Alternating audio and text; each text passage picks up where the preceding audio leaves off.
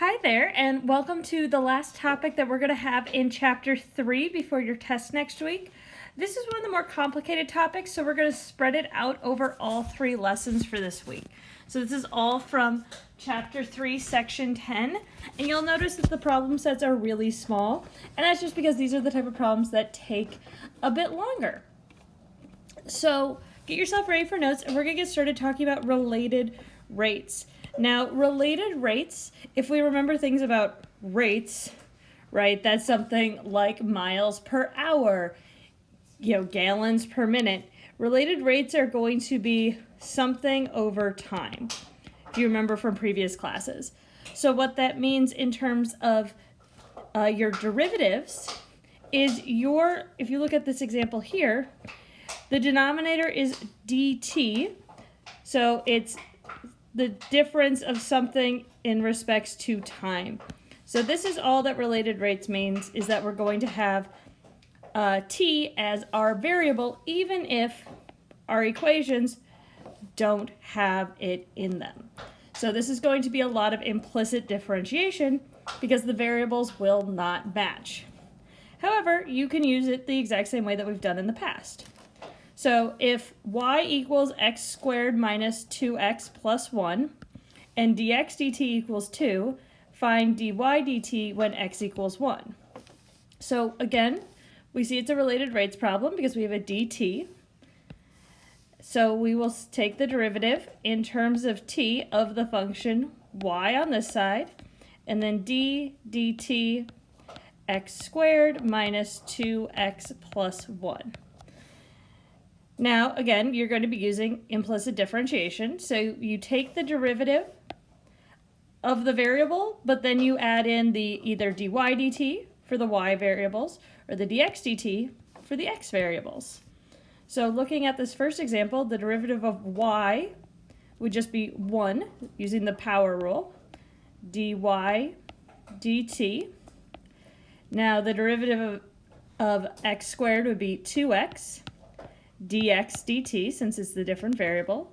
The derivative of negative 2x would be minus 2, then dx dt, plus the derivative of 1 is just 0. And since there's no variable there, we don't need to worry.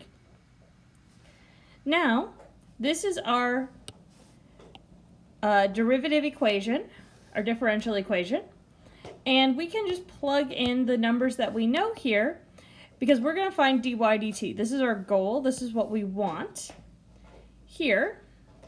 And thankfully, we know all the other terms. Multiplying by 1 doesn't change it, so I'm just going to drop it. dy dt is equal to 2 times x. We know x is equal to 1. dx dt is 2. Minus 2 times 2. I'm not going to write the plus 0. And so we end up with 4 minus 4. Therefore, dy dt is equal to 0 in this case. We are going to move more towards word problems for the rest of this week, but this is the same basic structure of what you'll do each time. Derivative in terms of t, use implicit differentiation.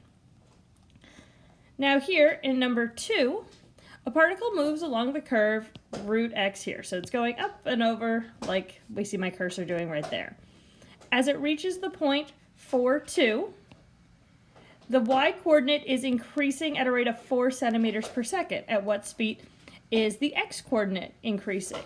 So what this says here is we have a rate of y. So dy dt is equal to 4 centimeters per second.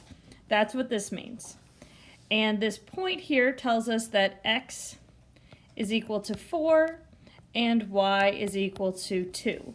So very similar to what we saw up here, except for in this case we have, as I said, moving towards a word problem model versus a equation-based model. But the same idea is going to apply.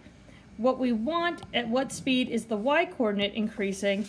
So then we want dx dt, since we're looking at the speed of x. So this is what we want to find.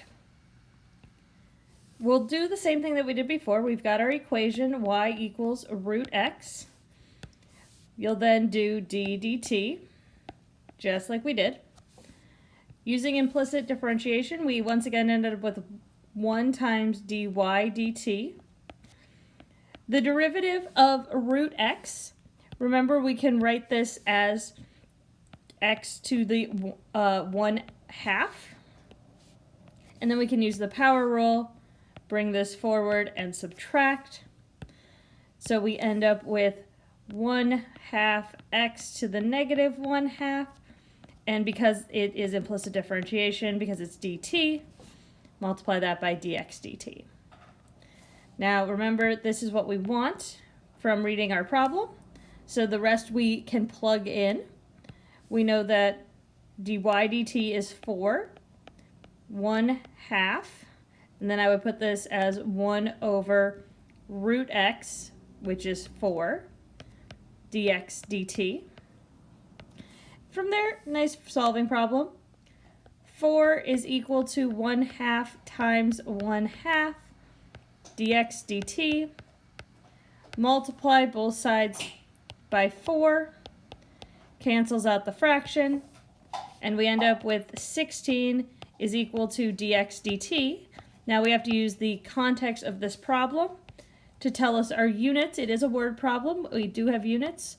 So this is 16 centimeters per second. All right, so you've got 3 problems to work through today. We'll slowly add on more for this topic as it gets slightly more complex. If you have any questions on anything in the homework, nominate them in the form attached.